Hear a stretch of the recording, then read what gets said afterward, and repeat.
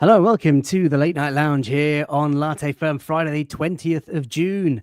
And another week has passed. I think it's the longest day of the year tomorrow. So the days are going to get shorter from Sunday. That's scary. That's scary. Welcome to the show. It's a scorcher in London. I hope you guys are staying cool. If you're managing to stay school, I've messed up my words already. Welcome to the show. If you're tuning in for the first time, please do like the video, subscribe to the channel, get involved in the chat as we normally do. I'm going to bring in my panelists shortly, but we're going to head straight to the chat. Tamina Ahmed says, hi, FK, how are you doing today? I am good. I've had a really good week at work. The weather is just beginning to test me a little bit, but what's there not to like? The transfer activity is a little bit slow on our side. We're going to talk about all of that. Carlos Cuesta leaving, Miles Lewis-Skelly signing. There are new links to Semenyo today. Florian Wirtz has signed for Liverpool. What's that going to mean? Going to get the tears of the guys. And unpopular signings, Arsenal edition. I am pretty sure that some of you are going to vomit tonight. Let me just leave it as that. And of course, Zubimendi has been in London. We've been tracking flights. We've been looking at cloud formation. Medical is done. Jizzle McDizzle, welcome to the show. Evening, FK and fellow Gooners. Hope you're all keeping cool in this silly season. An absolute scorchio heat. Jizzle, where are you watching from, my friend? Tell me what the temperature is tonight. DJ D10, welcome to the show. We wait and we wait. Good evening, FK and the gang and the magnificent chatters. Good evening to you, DJ D10. Sorry for being a couple of minutes late. V Vlad says, good evening, guys. Hope you've had a good week as well. Vigs, watching Chelsea lose, especially to Unks, put a big smile on my face. Absolutely love it. Plus, that Flamengo admin is absolutely cooking Chelsea and Cole Palmer. That's right. Check out Flamengo on socials. Absolutely unbelievable tweets. Twitter game is on fire. V Vlad says the Flamengo admin calling Chelsea a small London neighborhood. Give them a raise immediately. I love the one of the guys zooming in, and it's not the tiger of the Chelsea logo. It's an ant. Fantastic. Sam, welcome to the show. Hiya, everyone. Happy Friday. It is, of course, the weekend. So buckle up, tune in, and enjoy the ride. Paul James says hello. Ian says hello. Evening. Gooners says Dave. Gooner 73. Really good to have you in the house. Ham. IFK, I'm off to collect my first ever Chinese. Hope it's first ever chat. Hang on, I need to bring the boys in. What's going on here? First ever Chinese, chaps. Ham, you must be a grown adult. What's going on? Yembele? Why have you missed out? My mind is blown. Your first ever. My mind. What's on the menu? No, we need to know, what have you ordered? If you've ordered wrong, your experience, you're going to be absolutely disappointed. Hang on. The man who's about to disgrace the nation with his snack check is having a go at somebody else. Come on. Some decorum. Wayne, can you believe it? Ham, a grown man. I'm assuming he's a grown man. First ever Chinese. I don't know. Well, I guess it'll be interesting to find out if he is. Again, we're assuming Ham is a man. Are you an adult? Is it your first Chinese in the new area? Did your family just not enjoy sort of, because for like we would always do like a takeaway once every fortnight or something. You'd rotate like Indian, Chinese, McDonald's, whatever it was when I was like kind of growing up. So it'd be interesting to kind of know. Hold on, is this the where is this? Is this in America? Is it in the UK? Because obviously there's differences, you know. Ham is definitely UK based. I'd be amazed if he wasn't. But first ever China, that's thrown me. Absolutely thrown me. Jizzle McDizzle says, FK, I live in Manchester. It's currently 23 degrees. What are you complaining about? Yeah, exactly. It's like 30 degrees in London. 23 in Manchester. It'll be raining tomorrow. Practically winter. Chaps. I wish it was raining here. I wish it was raining here tomorrow. Genuinely. Classic British mentality, that. Oh, it's so cold. Can't wait for a bit of sun. Sun gets here. No. Leave it gone. No. I'm not in that camp. Give me winter all day over this crap. Wow, you boys are disappointing me. What? Winter is an elite season. Not going to knock it. I love everything about winter. I like being comfortable in layers. I like the knitwear season. I like the festive football. I like the food. But you can't beat a bit of sun. Come on. Yeah, London in the sunshine is glorious. No, it's not. No, it is not, man. No, it's not. It needs to smelly. Yeah, it's not the sun's fault. That's people's fault. Wash yourselves. Hang on. You travel on the central line. You do not enjoy that journey in the sun. Listen, I got to be honest. Our friend Tom tweeted yesterday, about the sort of weather and how hot it was. I was on the underground as I received his message, and it was a touch warm. And I was in a suit. I've been in a suit every day this week, right? And it was warm. You know, the shirt was a little bit sticky, and you got these sort of, you know, posh twats with their sort of handheld fans. I mean, come on, behave, grow up, people. It's not like it's not that hot. Our daughters are taking handheld fans into school. Have you not noticed? No, they're not. My daughter won't be. I'll be honest with you. You got to set the standard, mate. You got to set the standard at home. Jizzle says feels hotter than 23 though. There's just no air tonight. Hand of Arsenal in the house. Wayne loves winter because of the Carabao Cup final. Is that technically winter or is that autumn? Or is it spring? No, it's winter. It's winter, isn't it? So, Louis says London just ain't built for it. And Paul says weather lightweights. There you go. Yeah, absolutely. Weather lightweights. Listen, I really want to know what Ham's having for Chinese. I think we need this is our main topic of the day. Farhan says, honestly, I don't get Chinese often. Never a good one near me until recently. Farhan, where are you watching from, my friend? Because I'd be amazed if you can't find a good Chinese place in London. He says, yes, FK, I agree on those handheld fans. I mean, come on, they act as if it's like the end of the world. They're sat there like with their fans, and it's just like, look, ladies, it's just 5 stops on the underground. Grow up. Louis says, office to be days fair, in this weather is awful. Office days in this weather is horrible. It's not bad. Come on. To be fair, FK loses a lot of heat from his dome. Yeah, you're absolutely right. The breeze is I tell you what, it's stupendous. Yes, it's a beautiful summer's day. Shamsdale says 31 degrees sounds cold, to be honest. Yeah, Sham, of course, part of the Daily Grind this week. So first of all, just a massive thank you to everybody who's tuned into the Daily Grind. It's a new thing that we're doing on Latte Firm. Daily shows, chatting nonsense, rounding up the news of the day, special guests every night, and it's been fabulous. We've had more than 500 new subscribers, so thank you for that. Lots of views on all the videos. If you're wondering what on earth I'm talking about, head over to the channel feed, go to the playlist that is called the Daily Grind, and just check them out. 20-25 minutes of chat, and let me know who you want to see and what you want me to talk about. Tomorrow we start off a series of chats with football fans of other clubs. So Alice of Alice Talks Manchester United will be joining me tomorrow at 1 p.m. to talk about their season, their transfer activity so far, and some of the hopes and expectations she has under Ruben Amorim for next season. So do check it out. Right, snack check before mine melts, and there's a clue straight away. I'm going first.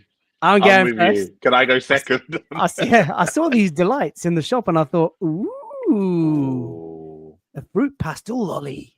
I loved fruit pastels when I was a kid. What was your favorite color? Mine was the green. Really? Yeah. I always like the purple. Always love the purple. Oh, here we go. Look at that. Guys. Fruit pastel lollies are elite. Guys, look at that. Hang on. Oh, mate. It's so good. Oh, it's so good. Let me know, chat, what you guys are snacking on tonight. It is a warm one. Wayne, what you got for us tonight?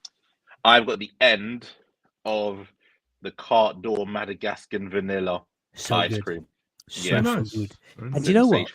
The Carte d'Or indulgent chocolate is the one. I'm telling you, Wayne. Don't judge me because it's only the end of it. On the tub. I didn't want to do more washing. Why do you want to waste a bowl? Why do you want to waste a bowl? There's, you know. I love that. Hand of Arsenal, by the way, says, FK, you have been on an insane run of Latte Firm. Thank you. And this guy tunes into every show. Always popping up, always ever present. Bit like Granit Xhaka. Oh, what a man. What a man. Dan says, a popsicle is a bold choice when you're on mic. Looks good, though. I mean, look. If we're talking inappropriate like shapes and objects and stuff in front of my mouth, I mean, look, it's just double bubble tonight. Yeah, but what you got for me tonight? As Dave says, snack check for him is ice cream Snickers. What a man. Elite choice. Probably going to get a second one out for you. Can never have only just one Snickers. What you got for us, Yem? I have been to Gales and I've got some chocolate hazelnut biscotti. On a 30-degree night. Chocolate hazelnut. I've had my ice lolly. I had my ice lolly earlier, so I can't really have another one. Fair enough. What are you drinking? What are you going to wash it Hang down? on. Ice water. So you can't have another ice lolly, but a Gales chocolate biscotti. That's not where you draw the line. I'm sure that if it's for health reasons, an ice lolly is probably better for you than that. What is it? No, because I don't want to have too many ice. I don't want to have too much ice lolly. You know, it's still quite sugary, isn't it? The biscotti is it's not too sugary actually. This one's all right actually. What are you on about? Chocolate biscotti is not sugary. It's dark chocolate. Gales, mate, everything they make in that place is sugary. Oh my god. DJ D says snack check is homemade popcorn and a cool beer. Donald says he saved his ice for all of his tasty gin. AP says, no, only honeycomb ice cream is elite. Honeycomb ice cream is great, to be fair. What's wrong with Biscotti? Asked Stan Smith. Quit ganging up on him. Yeah, we better quit ganging up on him, Wayne, because otherwise... Get negative comments again. Yeah. Yem, how have you been, man? How's your week? How is Red Lines and Half Spaces going, my friend? First full week of podcasting? It's going well. Just a little heads up. We are releasing episode 3 with a certain somebody who's joined us tomorrow, who joined us in the episode. Can't name that. Keep it on the down low. But tomorrow morning, 9 o'clock, it'll release. Interesting takes on there, especially one person who had a musical rendition on there. I will not say more. Okay, well, we should wait and see. I'm sure it was an absolute belter. I'm looking forward to how the AI makes your guest look. Unfortunately, the AI could not work because there's 3 of us, and it doesn't do 3; it does 2. So I'll have to. I'm going to try. I will try to release a clip of our guest, and see what it does, because it made me look like an old man, obviously, in the week. So the guest, I don't know what it's going to do to him. Well, we shall see. We shall see. Right, Mark Baldwin says blackberry cobbler ice cream. I've never had it, but I've never had that, but it sounds unbelievable. Blackberry cobbler. Is that a typo or is that what is cobbler? No, I've only ever heard of peach cobbler before. I've never heard of blackberry cobbler. I've only ever heard of cobbler as a general term in terms of as a dessert. I haven't seen a blackberry one. Cobbler. It's hard typing with a flipping ice lolly in one hand. Ooh, you're brave for doing it. That doesn't look too bad at all. Ooh, look at that. What I need to. Oh, someone's gone elite in the last. But Canterbury Gooner has gone elite. Hang on, wait. Paul James says my Freddo is a warm liquid. It's weather. Come on, put it back in the freezer. Canterbury Gooner says vanilla Viennetta. Yes. Do you know what Viennetta is an elite? Oh my god, that brings you back at a party. If an auntie whipped out, if they whipped out the Viennetta, that was your favorite auntie of the day of the time, because they knew. Why did Viennetta always feel like fancy?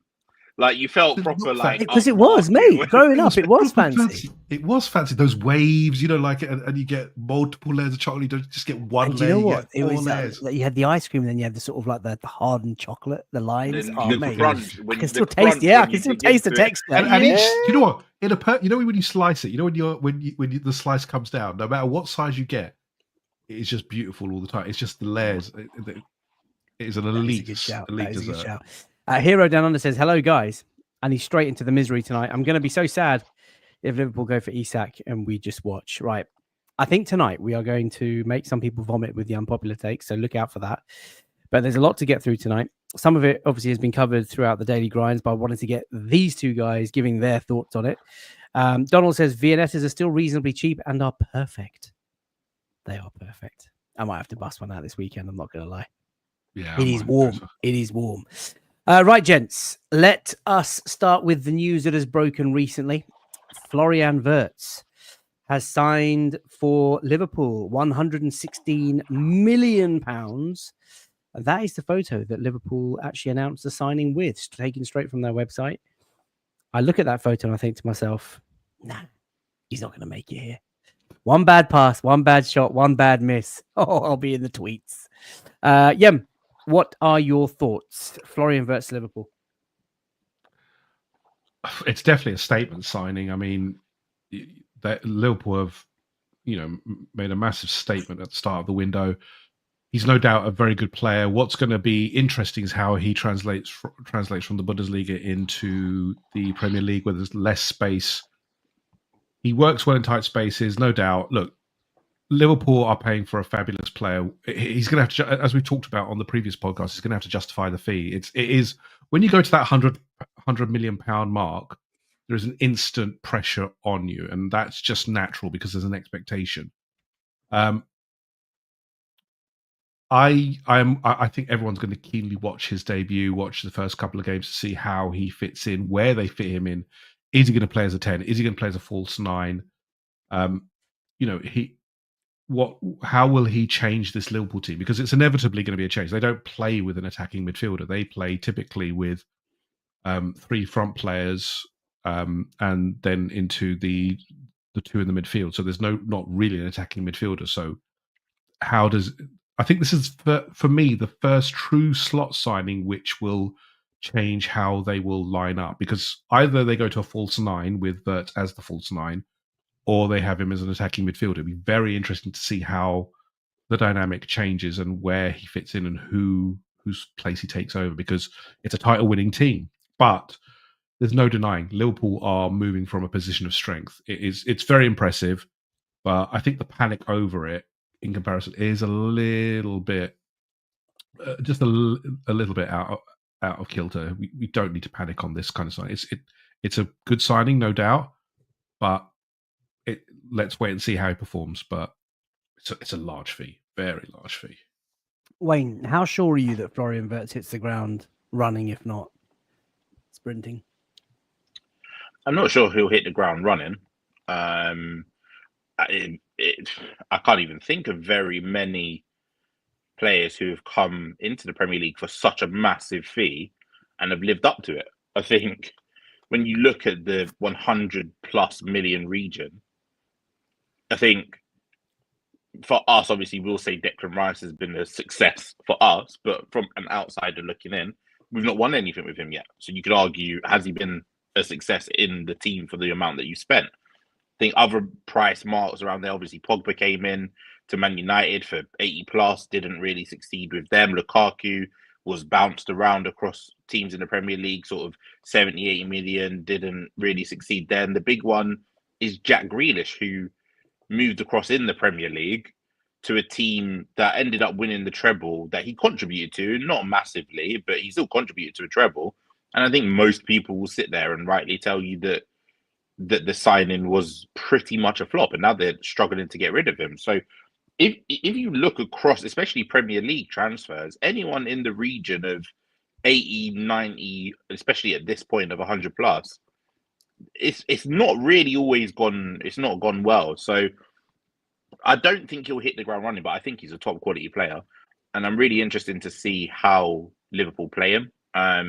Because there's a lot of talk that he's going to sort of play from the left and drift inside, and obviously they've signed Kirkes from Bournemouth as well, or it will be announced probably this weekend at some point. And he can do a lot of the attacking sort of overlapping work on that left-hand side. So it'll be interesting to see if that's what they do, because if they do, Wirtz doesn't score goals like Diaz does or like Gakpo has done from that left-hand side. He's a different type of player, so they're going to have to change the way they play. So yeah, I think there'll be a lot of adapting that both Liverpool and Wirtz will need to do. But yeah, like I said, he's a top quality player. Sorry, man. I just got to the awkward part of the lolly, where it was, where it starts to drip. I put the whole thing in my mouth, my head, everything's frozen. Wow. Whoa. One of those cold headaches. Jeez. Right. I thought, yeah, I agree. I'd keep Martinelli. So yeah, listen, Florian Wirtz, obviously a very expensive signing. They're flown out the blocks. Milos Kerkez as well today. They are not messing around. The signing has been done. There are a lot of people in the chat that are saying Wirtz is a class player. They've been watching the Bundesliga. Sam said it earlier. Jizzle McDizzle just said Wirtz is an obvious talent, genuinely jealous. And there are others who think he hasn't got the aura, hasn't quite got it. He's going to take some time to settle, but there will be pressure, like Liam says. £116 million. Will be interesting to see where he plays and how he lines up. The other one on the right-hand side, Mikey B says, why Semenyo's photo, FK? What have you heard? Well, I'm not heard anything about Arsenal, although we have been tracking him, monitoring him, assessing him for about a year. But the latest news is that Spurs, under Thomas Frank, are interested in Antoine Semenyo. Bournemouth have knocked their approach back and said it's going to cost £70 million. United are also, waiting in the wings, although both clubs are also fighting over Brian Mbeumo. Semenyo, 70 million, Wayne? Worth it, would you? Worth it, no, but it's a Premier League player. So that's going to be the price that you're going to be quoted to stay in the league. Would I? No, not at that price. But I think whoever wants Semenyo now, you've kind of missed the boat, because Bournemouth have raised 120 odd million from sales so far. When they raise more, and they're going to raise more. He was included in sort of Oh, like was it? Okay. 120 Yeah. anyway. Yeah, so they're selling. They've sold both of their centre backs for big money. They don't need to sell anyone else now. They really, really don't. And Kirkes is obviously going to Liverpool. So yeah, that's a big amount of money that they've brought in, and for 70 million, I think they're well within their rights to ask for that because they're not in a position where they need the finances. They've done their summer outgoings. They've done their job now. So if you want to get Semenyo from them, you have to go above and beyond because they're not going to sell absolutely everyone. I think we had the discussion a couple of weeks ago about sort of our targets, and Semenyo always kind of felt like the odd one out because do you remember that summer where we went after Thomas Lemar from Monaco? And it was the summer where Monaco had sold, I think it was like Mbappe, Bernardo Silva, Fabinho, and a few other players. They made all of their money. They weren't going to sell absolutely everyone. Lemar was the one that you had to kind of prize away from them, and we took too long. So yeah, I think that's the case with Semenyo now, where if he doesn't have a guaranteed release clause in that contract, they're well within their rights to ask for 60, 70 million, but it's not for that price. I don't think he will give you the output that you would need for a 60, 70 million player. It does feel like, though, the options are beginning to diminish. You know, Leroy Sané, I know none of us wanted him, but he was available, now off the cards. Brian Mbeumo, someone that I would have liked to have seen, but it looks like United or Spurs. Antoine Semenyo, as the fee creeps higher and higher and higher, it doesn't feel like we're going to be in the mix for him. Nico Williams on the verge of signing for Barcelona.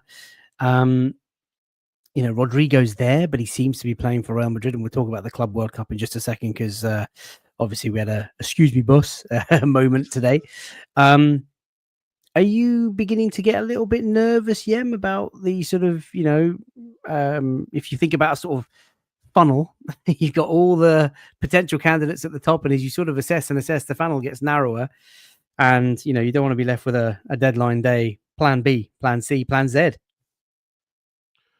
No, you definitely don't, because we did that last year, and look where it led us to a nothing player who barely contributed in Raheem Sterling, unfortunately. We definitely don't want to be there. The market is so sparse for top quality left wingers who are right-footed. You're talking about, you know, you've given the names pretty much who are, you know, not even, you know, Antoine Semenyo is not even, as Wayne said, is not that high in the tier list. If you look at that, it's an option because he's a Premier League player. But, you know, Rodrigo is one of those top tier ones. Nico Williams is one of the top tier ones.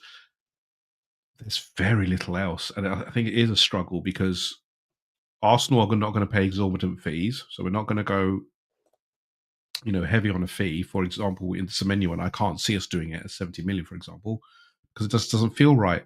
You know, there is Rashford who could play on the right, but again, you know, it is a very, very limited and dry market for those players.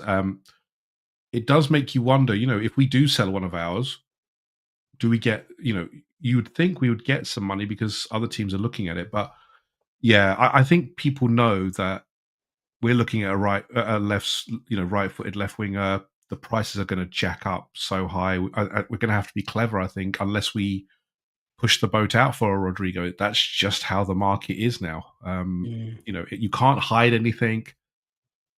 The social media will pretty much jump onto anything, and you know, and once anyone has an inkling, it'll be blown to the nines, and then that's it. You've got no leverage, pretty much. So it's a wait and see. Lots of shouts for Ademola Lookman. One or two shouts also for Rafa Leao. Obviously, there's Mitoma at Brighton. A few of you have mentioned Eze. Seem to mention Eze sort of every night this week. A lot of people desperate for him to join. Space Time 34, welcome to the show. Not seen you in a while. Hope you had a great week. Says I like Semenyo, but he's a 50 million player max. I understand Bournemouth holding out though, and they don't want to sell everyone. Now, of course, they're a bit of a mass exodus down at Bournemouth. They look like they're going to keep the powder dry for something great. Jonathan says my money is on Martinelli starting game week 1.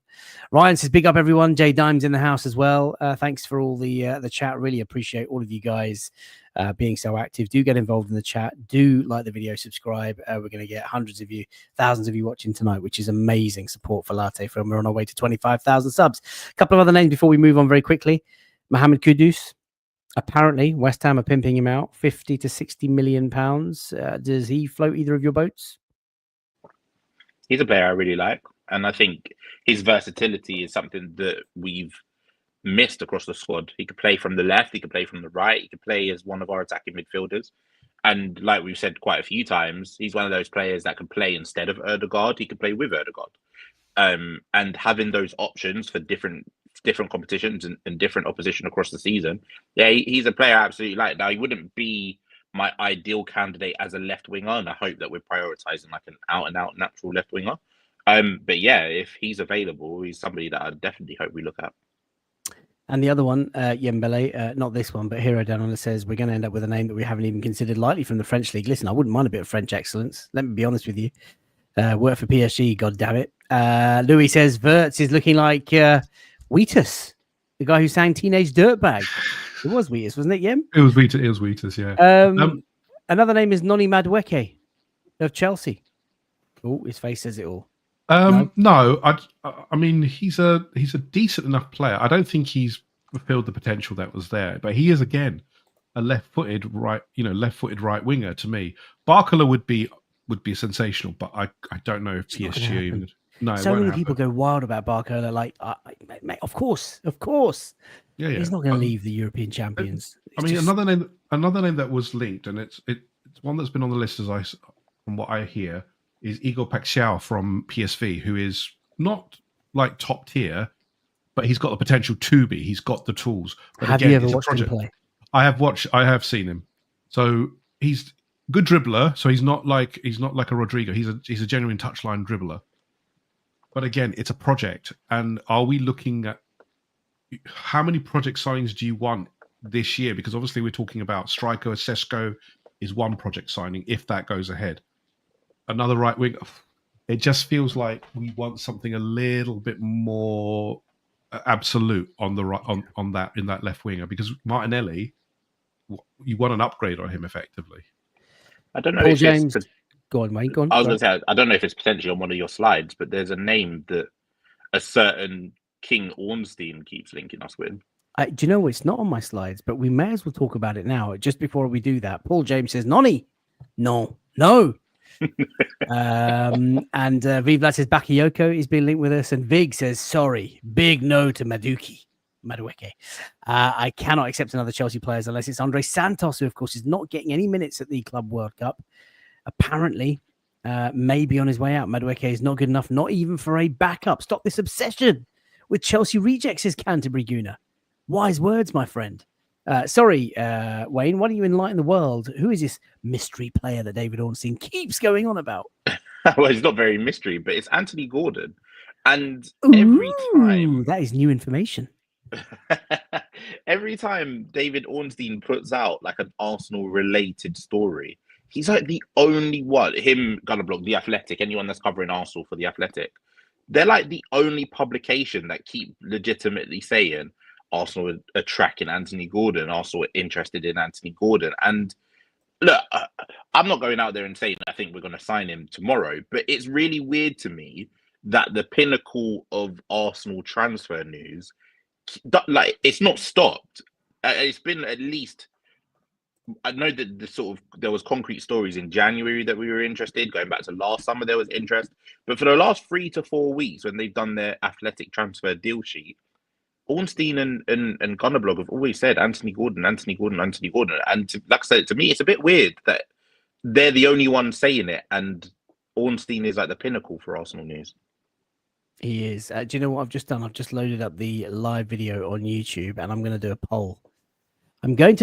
People. Would Anthony Gordon be a player that you'd like? Would Antoine Semenyo be a player that you would like? So let me just set that up. And while I do that, let's move on to the next slide. By the way, Anthony Gordon is Martinelli, but a bit more end product. Also 70 million. I wouldn't mind a bit more end product for a player like Martinelli. Vig says Ornstein also said that we're in the market for 3 forwards, which is unlikely considering how slow we're moving. Likely that Ornstein doesn't have much info or doesn't have much idea this time around.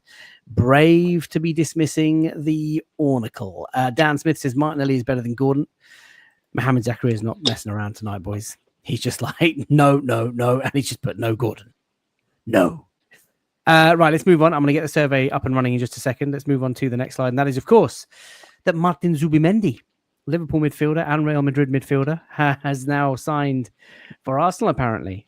So look, this is great because I'll tell you why it's great. Not only is he a good player, but it's, I think, finally going to just dampen the noise a bit. Like, we know that this signing has been on the cards for ages, and maybe that's what's taken the sort of shine off it. Like, it hasn't just come out of nowhere. Bang, Arsenal have moved fast. This is something that we've known about for the longest time. And we had an agreement with Real Sociedad to do the deal in early July. We're going to pay slightly more than the release clause so that we can stagger the payment and amortize it, which makes it look great for us financially. But it's going to be a class signing. Wayne, what are your thoughts? Yeah, I'm happy that we finally got it over the line because, much like Nico Williams, it was starting to get a little bit scary in terms of how many years we were tracking him, just how long we were stalking this man and not leaving him alone. The very top of European football have been interested in him, so it's a real statement signing for us. And it's a player who's coming in at age 26 now, who is probably ready for the next step in his career. And it would have been probably easy for him to stay in Spain and join Barcelona or join Real Madrid. And I don't think anyone would have said, "Oh, do you know what? You're not good enough to do that." Like, I think Real Madrid could use a player of what he brings. Like, with his attributes right now, their midfield is lacking a lot of what Zubimendi's good at. But he's a player who has really, really grown in sort of ability and confidence. Like, he's always had sort of that passing ability, but when you watch him for Spain now, when he plays in midfield since that Rodri absence, he takes a real good control of he takes a lot of control of the game. He takes a lot of responsibility. You saw it in the Nations League games recently. He was one of their best players. So yeah, I think it's the right time. We've discussed refreshing our midfield for a while now, and I think someone who can take a little bit of that passing load off of Ødegaard and allow Ødegaard to not drop as deep as he has been for the last couple of seasons, and someone who hopefully can adjust to the physicality of the league quite quickly. He's got a decent frame. He's got some height on him. So hopefully he gets used to the sort of speed and physicality of the Premier League. I think he'll be a really good signing for us. And unfortunately, I don't agree with you in the sense of I don't think it will dampen the noise a bit, because we know what our fan base is like. The minute he's announced, it will be announced Leao, announced Rodrigo, and yeah, people won't be happy until the attacking signings are sorted out. And do you know what? This time around, I probably don't really blame them. Well, the reason why I mention it, and Yem, I'll come to you on this. I mean, James, our good friend, AFXJ, what's his user handle? James Clark, right? Now, the Cannon Podcast, the host on the Wednesday night. He was saying that because of the timing, because how long it's dragged out, it doesn't feel quite as exciting as it would have been had it have been just like an Ornstein bomber out of the blue. Like, Arsenal are set to close on Zubimendi. Like, when the news was first released, maybe some months back, there was that excitement about, oh my God, I can't believe it. We've just taken Liverpool's like #1 target. And we saw all those Liverpool videos going around. Grizzy boy, he got an apology to make. So like, it does feel like the shine's been taken off Yem, but he's a top player. And Melly said it in the chat. Line breaking passes. We've done some breakdowns on Martin Zubimendi. If you check out the Daily Grind feed, ladies and gents, boys and girls watching, I see him as a bit of a volume dial. Like, he will speeden up the tempo. He will help us, break those lines. He will, pass master, left foot, right foot. Clive, when he came on, said he's got every club in both foot, and he can pass the ball long, short, chip, dink, like. Just really exciting signing. Yeah, of course it is. It's when you've got that many clubs, Liverpool and Real Madrid, coveting you, you have something about you. So let's not understate the work that's gone into, getting a player of this quality to come to Arsenal. And it has taken a lot of work. This is, it's been a long running one. It feels like we've needed to coax the player through this, because obviously the failed Liverpool transfer happened at the last minute. We then came back in and, made our bid. And obviously it's been accepted and he's now come to London. His medical is done. I'm just excited to see the player. I do get this kind of the fan base not viewing this in the same way as a bomber. I think we're now in an age of the instant hit of a transfer or a story or a piece of news. That's how we're existing at the moment. And I think content providers, a lot of them, work towards giving that endorphin rush, that instant endorphin rush, and that's not the way that most football clubs would like to do this. They don't do it on a whim. It's done through meticulous work, especially this kind of transfer where the player needs to be coaxed in, he needs to be shown what happens and to take his time. But let's not understate this. This is beneficial for our midfield. We're talking about a player who, as you said, Faisal, will be the volume down, who will free up both Declan Rice and Martin Odegaard to actually platform themselves properly, to get up the field and allow them to cause problems to our oppositions in that further position, because that's been the problem for a long time, that we've had Declan Rice keep coming back to retrieve the ball, to move it upfield, become very tired, and then, pretty much dead at the end of the games. Martin Odegaard has suffered this season because obviously he's had to come deep. We're looking, it's a lot of pressure on Zubimendi, no doubt, but he's a full Spanish international. He's got the credentials. I'm really looking forward to seeing him in the preseason and see what Arteta does with him, because we're all assuming he will be the 6, Rice will be the 8, Martin Odegaard will be the left-sided 8, and maybe it's not that. Arteta has been known to change things up. Is it a pivot? Is it something completely different? I'm excited. I'm genuinely excited because it'll be interesting to see how he meshes with our midfield, because it could be one of the best midfields in the Premier League if he adapts quickly. I'll tell you what I'm excited about. We are making progress. We're edging closer. We're assessing. We are closing in on Ham's order. He says, Chinese secured. I'm almost 30, he says, but I grew up eating Mediterranean and Indian food, so that's why I've never had it. I still can't believe, as an almost 30-year-old man, you've never had Chinese food. I need to know that order, Chief. Like, I'll be honest with you, I'm not going to sleep tonight. Yeah. Tell me what it is you've had. By the way, he says, staples. Yeah, he's going to let me know. What Zubimendi song are we settling on? Well, I think Zubi do. No, come on, Yem. Sing this, Yem. Come on, sing it out for us. You're the singer amongst us. No, I can't do this one. Zubi, can't you see? Sometimes your past is hypnotized. For the Liverpool Vad, Zubi do. Where are you? You got to have the bad to one, because they played that. Yes. Wayne, lots of chat. So look, Martin Zubimendi is going to be in the house very soon. Fantastic signing. I have grayed out Thomas Partey because he still hasn't agreed a new contract at Arsenal. Rumours that he wants a pay rise. The audacity. I think that says it all, really. I mean, where's your head at with TP5? It's been a really weird week with that story, because it all looked as though it was agreed, and it all looked as though it was heading towards the direction of him staying, and whether it was him agreeing terms to a reduced contract in terms of like weekly salary, whether it was more performance based and bonus based, I'm not really sure, but it seemed as though everyone kind of thought it was heading towards him signing. But I don't know whether maybe him and his camp have received offers from the likes of, I think he's been linked to like Galatasaray, Fenerbahce, the Turkish league, whether it's Saudi, whether it was previously linked to Qatar.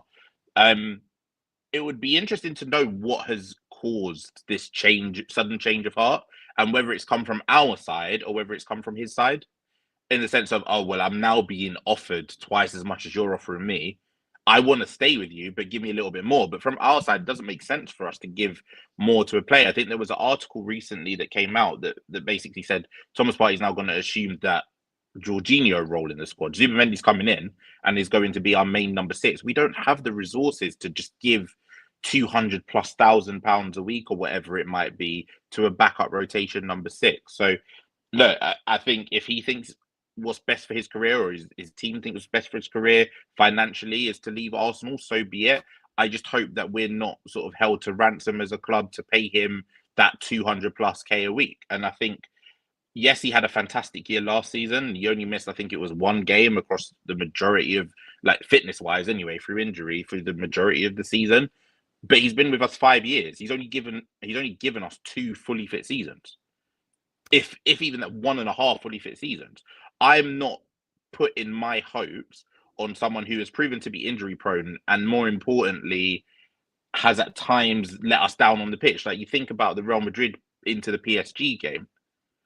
got himself suspended for the most stupid reason that it just wasn't necessary. And then in the PSG game itself, in that second leg, for all of the good you've done throughout the majority of the season on the pitch, you let us down at the key moment to cause that goal. I just think that if there is a time to part ways, it would be now, if you can't get any sort of agreement that is beneficial to the club.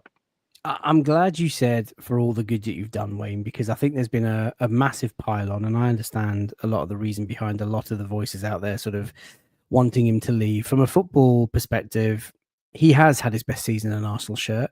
He has been definitely much more good than bad this season. He had a couple of terrible moments in isolation, which we'll always remember. For me, and Donald, I know you've been sticking up for Thomas Partey's football wise, and sort of the extension of contract. There's a number of you have in the chat. It's not that I want him like gone, and I've always wanted him gone. I've always wanted him to succeed on the pitch and represent Arsenal in the best way that he can. Listen, you've been watching this channel long enough to know that at the start of the season, I tipped him to be our unexpected star of the season. I think he absolutely has been a massive part of some of the good stuff that we've done this season, and he's been my unexpected star for sure. I just think he's at the age profile now, lads, that he's not going to get any fitter. He's not going to get any stronger. He's not going to get any more mobile, any more dynamic. He's not going to get any less injury prone as he gets older. Given the break in his contract, and let's face it, given a lot of the noise out there, obviously we can't comment on that sort of stuff. People can believe what they want to believe, and there are lots of judges in the chat and in the socials. I'm not going to do that. But I think with all that noise, like, the club has such a great opportunity now just to press the reset button and just to be like, you know what? You've given your time. We've paid you. You've done your service. You've done your bits. Now is just the time to move on. Let's just renew that midfield. Bring in Zubimendi. I know it means we have to spend a bit more money on somebody else, but so be it. Now's the time. And one or two of you, quite a few of you said Lucien Agume. Viggs, I think, said it. Bring me Agume. What a player he is. And if it's not to be him and you want to go for a different profile, boys, push the boat out. Go out and get Morgan Rogers. He is a box-to-box monster that I would absolutely love at this club. I've got to say, Ham is back. He is back, and he's got his order. Dan Smith, by the way, saying, I love this channel, man. Just jumping from transfer targets to Chinese food. That's what the Late Night Lounge is all about. Hundreds of you watching live, by the way. Please do drop a like on the video. It's a massive help. Please like the video. It's a massive help. Subscribe, of course, if you're new as well. And if you don't like the ads, and I don't like the ads on YouTube, head over to Patreon, support the channel for a very small amount of money a month. You can have ad-free content and access to match day tickets and giveaways. Ham says, FK, I went for spring rolls, sweet and sour chicken bean sprout noodles, beef with black beans and peppers. I went safe. No line-breaking passes for me in the 6. Yembele, what's your verdict, my friend? It's a good start. It's a good start. He's gone with. It's a good start. He's playing hard. Go on. Now, where's the salt and pepper chips? You got to have some salt and pepper chips there. Get that in there. Try that next time, my man. But yeah, you can't go wrong with spring rolls. Bit of sweet and sour chicken, just to see if you like the mix. It can get quite sickly to some people, but yeah, black bean sauce. Chicken and black bean sauce is elite anyway. It's got touch of differ. Absolutely. Raj, by the way, is in the chat, says, I'm sorry, I just don't know what to order at the Chinese, so always go for the boring salt and pepper. Yeah. Mate, chicken and black bean. You got to get either a beef fried rice or a special fried rice. You need some sort of like beef and spring onion and ginger, and then obviously some sweet and sour chicken. You need a bit of soup as well, just to kind of like start. Maybe some prawn crackers. Me and my daughter go for the seaweed. We love crispy seaweed. It's not really seaweed, but it's elite. Of course you do. Love it. Listen, if there's any Tories in the house, then yeah, go for seaweed. But yeah, listen, that is a great shout. And sesame prawn toast. How have you not gone for the sesame prawn toast? Oh yeah. Dan says, isn't Lucien Agume available for about £20 million? Apparently. And aren't they interested? Aren't Seville interested in Sambi Lokonga? Could that be? That would be magical. Magical. That would be magical. That's what we're here for. Yeah, we're here to make the magic. Farhan says, Yem knows salt and pepper chips with some curry sauce. Yes, that's a whole milk. These usernames, man, just crack me up. Both Chinese and Indian, to an extent, in the UK, are basically British food. They are. I mean, it's just the best. It's the best. Donald, this isn't for me, but I can imagine that they taste pretty damn good. Chinese pork barbecue ribs. And AP says Singapore style chow mein. Yes, AP, my man. He's delivered, sliding in at the back post. DJ D10 says, so if you analyze the picture on screen, we're expecting Zubimendi to replace 3 players. Well, there you go. Let's wrap up the midfield chat. So look, Declan Rice is going to be here. We talked about Mikel Merino not really being a starter. Martin Odegaard is obviously the club captain. Jorginho is now gone. Partey is officially on the release list until there is a 180 or a late signing of a contract extension. Fabio Vieira, who of course is out at the Club World Cup playing, was interviewed by our friend Zach Lowy recently and didn't want to talk about his Arsenal future. Not sure whether he returns or not. And that leaves us really short in midfield, chaps. I mean, even if Zubimendi were to arrive, and I'm not saying he's going to do 3 jobs, it's not enough, Wayne. We need at least one more. And to be honest, I was saying this, even if Partey stayed, I wanted Rodgers. Probably too short. Yeah, I'm 100% with you in the sense that even if Partey stayed, we needed one more with him here. So if he's leaving, the club need to be prepared to replace him. Now, where you and I have had the discussion on social media and where Arsenal fans seem to have their headset is the fact that with Thomas Partey leaving, we have to go out and sign a £50 million midfielder to replace him. I'm just not in that camp, because if you've got Zubimendi coming in, the idea is that Zubimendi is going to be in our best midfield on paper with Declan Rice and Martin Odegaard. We need someone that is quality enough that can come in, play minutes, but they don't have to be 50 million. This is where your scouting comes in. This is where your analysts come in. This is where Berta's connections come in, and you can get someone like a Jorginho, for example. At the time we signed him, well, here's a name, Norgard. If it's someone like that, then I don't. Come on, Wayne.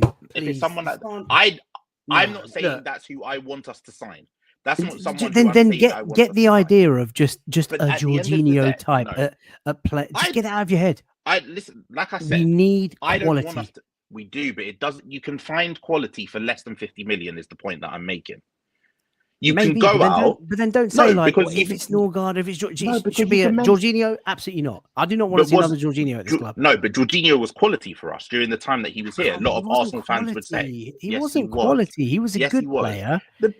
The best run of form that we had during that sort of stretch of 60 wins or whatever it was with Jorginho and Rice in the midfield.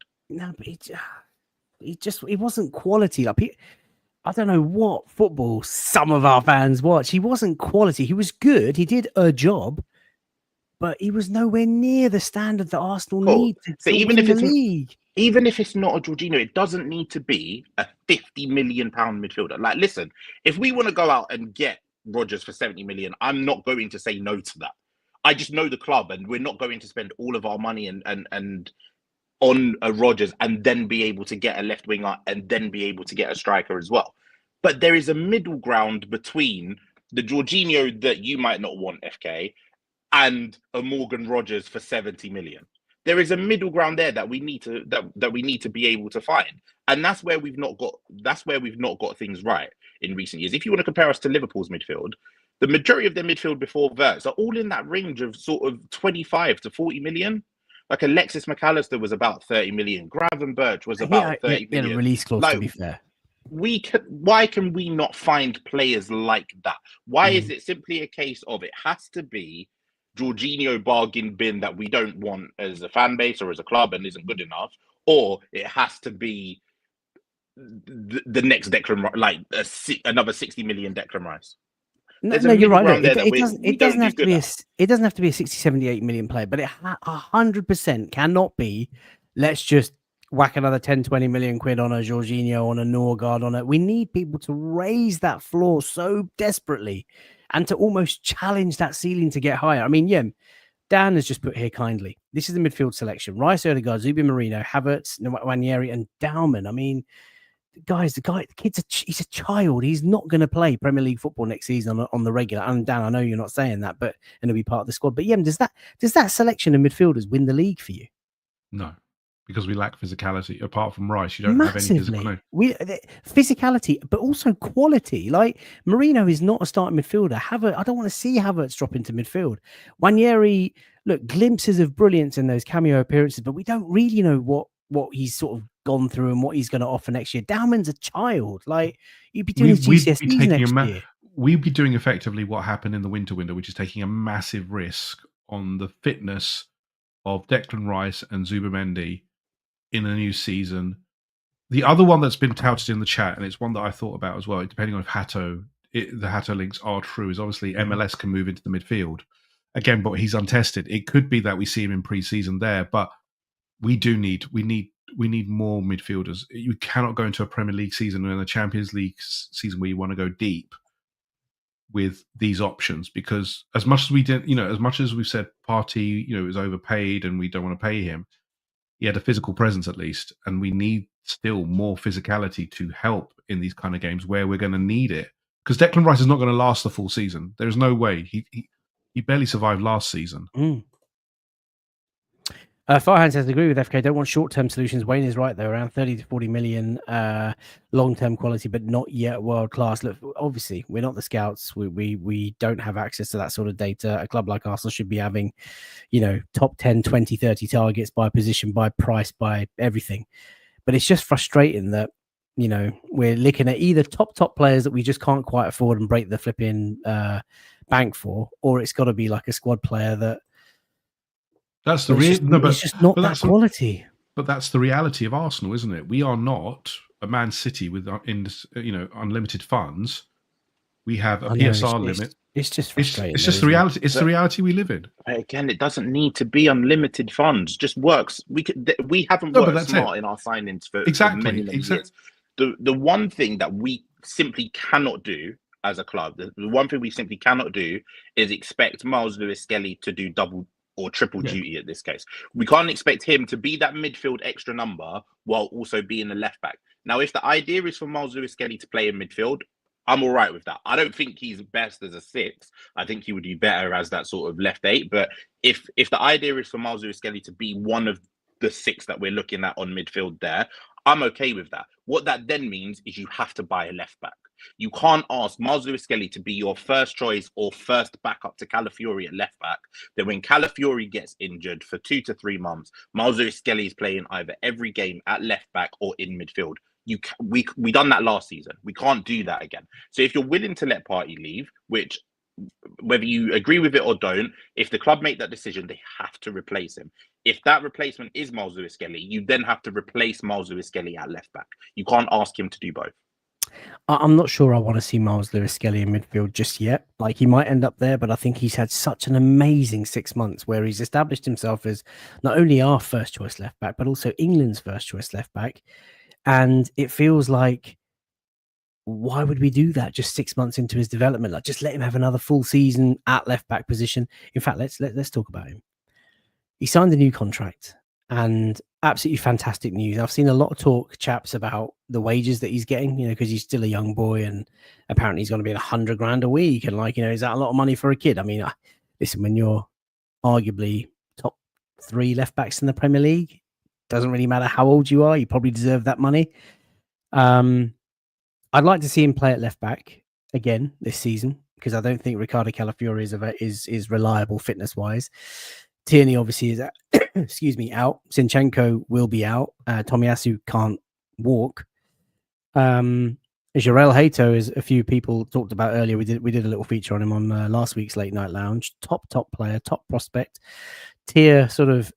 Low tier sources linking him with a 6-year move to Arsenal, 60 million odd quid apparently, 60 million odd euros. I can understand it. If it was an option, then yeah, maybe we still need one more though. Midfield, we're still light.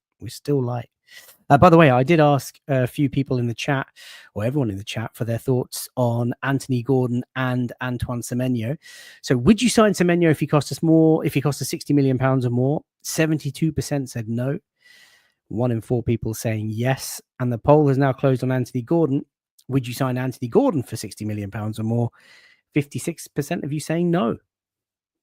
Interesting. I'm surprised. I'm not surprised by the Semenyo one. I'm a little surprised by the Gordon one. I think Gordon's a quality player. I personally think he's better than Martinelli. Not by much, but I think he's better than Martinelli. And I think it's more about how we use our left wing. rather than the quality of the left winger, if that makes sense. I think Anthony Gordon suits the way that Arteta wants his left winger to play more than Martinelli does. I still think he's pretty much a carbon copy in terms of he likes to play on the break. He prefers to run in behind the defender. He's not a touchline winger. He's got good pace. I think what we're looking at from what Martinelli does is clearly a touchline dribbler who can get past a player, and that's not him. That's not Gordon. Gordon, for me, is outright searing pace. Even Rodrigo, you have to alter your play to get the best out of him because he's kind of like an inside forward to me. Again, he feels like an inside forward, someone who's going to get you a goal, not an amazing dribbler. Igor Paixão is a very good dribbler. So whoever it is, we're going to know if Arteta wants a touchline winger or he's going to make adjustments, because who he brings in as that next left winger will dictate, how we play effectively. Because I can't see us being that kind of transition team. We're not built that way. We're built as a possession team who will, pass the ball and play through the lines. We'll have to wait and see. Toby says, do we really need Hato? Well, it depends on what the future is for Miles Lewis-Skelly. And of course, only Mikel Arteta knows that. Do we need him? Look, you can never have too many good young players. He is a phenomenal prospect. All he has to do is speak to Jurrien Timber, or even just see Jurrien Timber's rise at Arsenal. Ham says, imagine going from a few K a week, being the dog's bollocks at school, playing for Arsenal, and then within a year saying you're on 100 grand a week playing for England and still living at home. Seems like a very humble boy. We had Michael Timms, host of the Live from N5 show on the Daily Grind last night, unfortunately with some audio issues, and he was saying how when he met Miles Lewis-Skelly, he said just the nicest, most humble, most down-to-earth boy, well-grounded, head firmly on his shoulders, proud to be at Arsenal. And it's just so good to get him on a long-term contract. And, just on the money thing, I mean, look, he's going to get it because of the way that we've seen him be treated by the media and rival fans already. So nobody likes a successful young black man, if I can say that way. And we've talked about this before on the channel, some months back about how certain players are treated by the media. There is an element of envy, obviously an element of racism, but this boy deserves it. What he's done in 6 months, my only not fear is a strong word. I just hope that he maintains that level and keeps getting better, because the worst thing now would be to not get much game time or have a dip in form, and he's still a young boy, and then the doubts start coming out while he's on a 5-year contract paying 100 grand a week or whatever. But I think he's definitely worth it. The football he's playing, the physically, like he's just a kid, but he is unbelievably strong. He can power through players. Opposition players bounce off him. He's physically so robust. He's the real deal. Sorry, Em. No, he's absolutely the real deal. I think we can all see that. As you said, he's still got a lot of ceiling to go through to get to his peak. He's not even there yet. He's just started his Premier League career. It's also interesting as well. Look, the 100K is an indication of where he is, as well as to stave off Real Madrid. Real Madrid asked about his availability. You naturally want to keep your best players, so you have to pay the market wage. That's just the reality of it. He's 18, yes. Will it affect him? We'll find out in the season. He's got a good grounding, so you'd hope not. But we'll find out, because this is the second season. There's a lot more pressure on him now, because he's not an unknown. He's an England regular. He's played a full season, and it's now, can he grow even further? That's what look, as much as we hate Ashley Cole grew as he progressed in the Arsenal team. And that's what you want for Miles Lewis-Skelly, whether it be in the midfield or as a left back. This season, you want to see, how does he take that next step? Does he add more goals to his game? Does he become, does he impose himself much more in games? Those kind of things. So that's the next step. And I'm glad he signed a new long-term contract, because he is one of the brightest prospects. And we'll find out if he's if he is the PFA Young Player of the Year. He's one of the 6, and it's well deserved. So, he's earned everything that he's been, applauded with this season. Well said. Wayne, Saliba is obviously next on the list. Gabriel Magalhaes has signed his contract. Talks progressing nicely with Saliba's camp and Bukayo Saka's camp. But Dempsek has asked a really interesting question. What's more important to you? Signing a striker or keeping Saliba? And go with the question. I know we want both, obviously, but if you had to pick one of the two. What are you doing? Probably signing a striker, because then that's more likely Is the to wrong get us answer, to keep. for God's sake. Signing a striker is more Do likely you ever to get us anything to right? keep You're like the Saliba. modern day Wally. Signing a striker is more likely to get us to keep Saliba in the long run.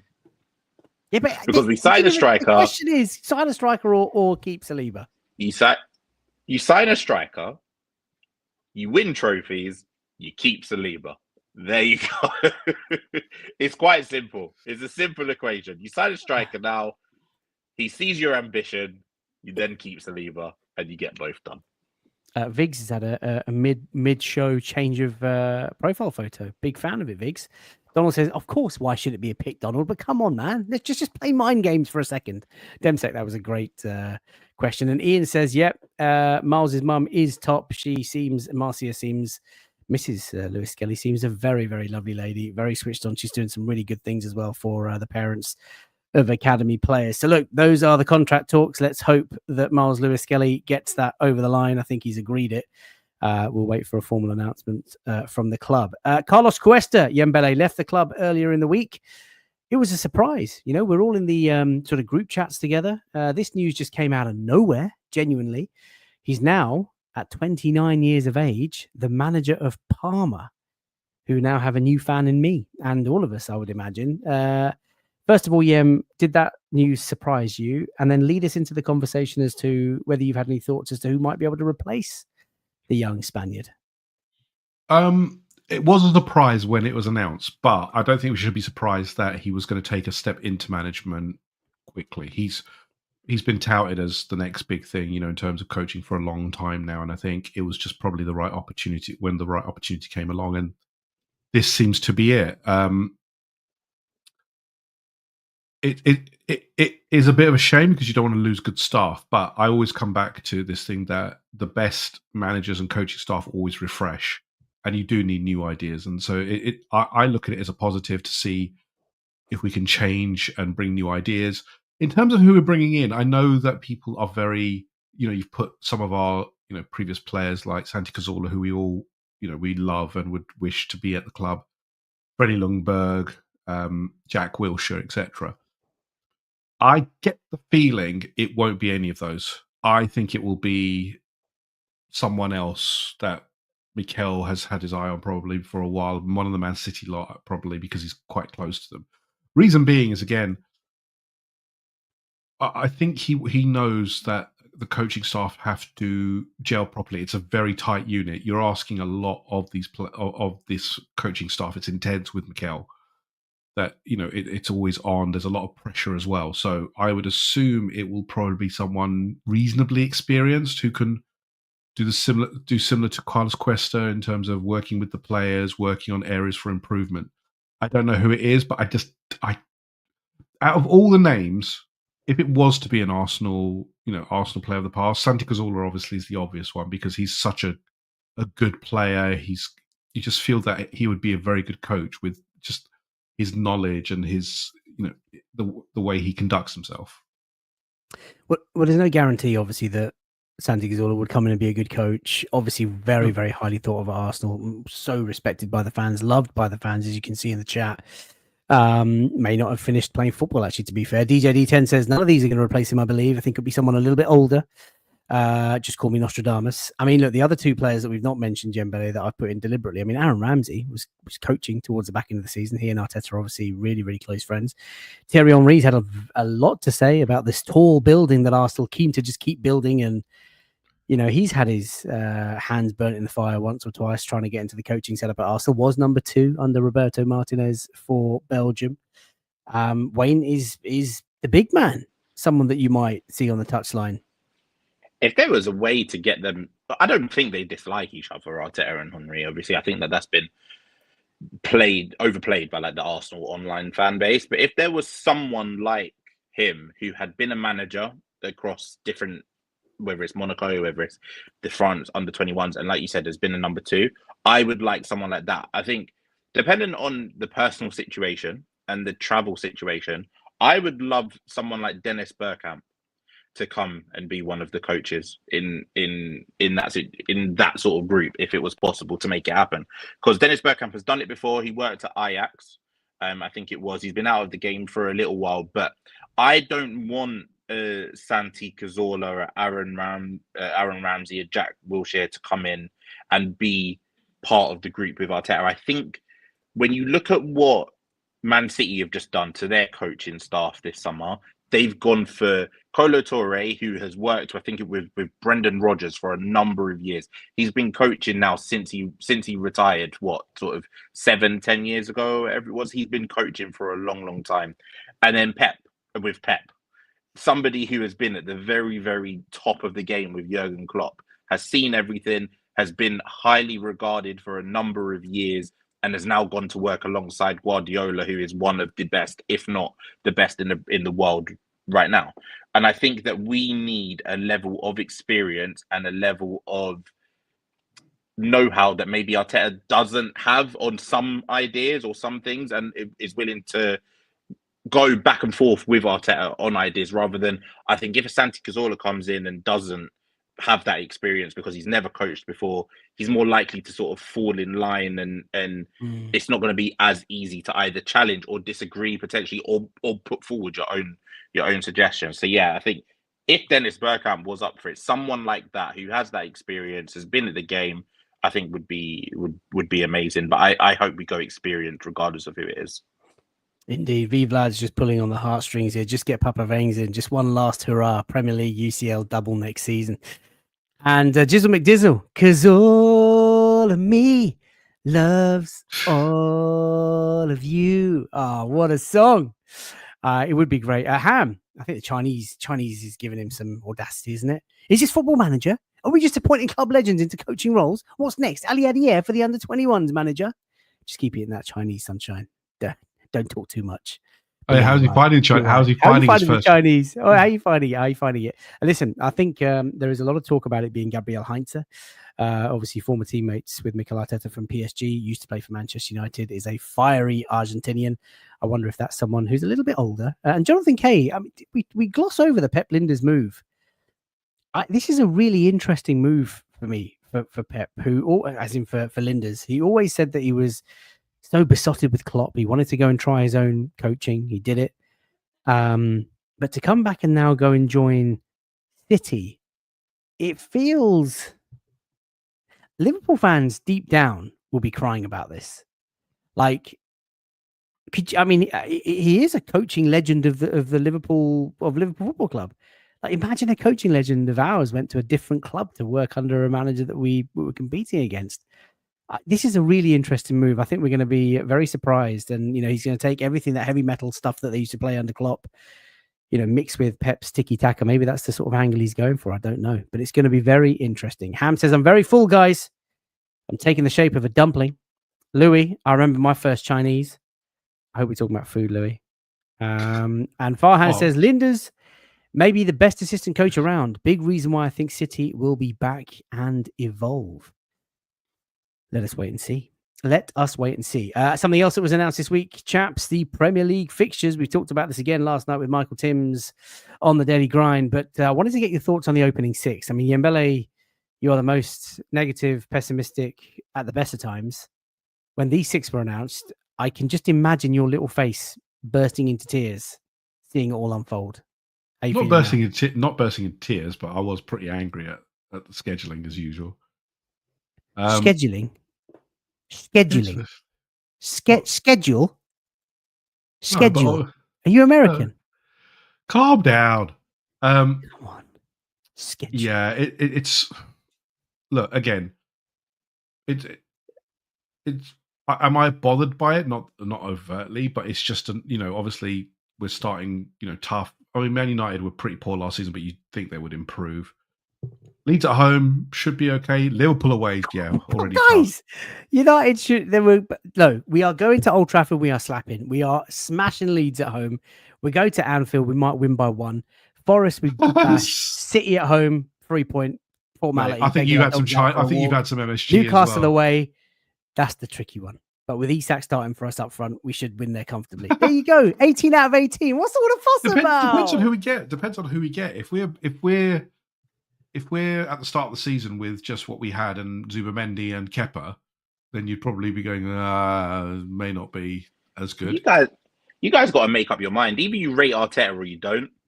Because I do. No, at the end of the day, I've made my feelings clear on sort of the coaching direction and whatnot for a while. You're fully Arteta out, aren't you, Wayne?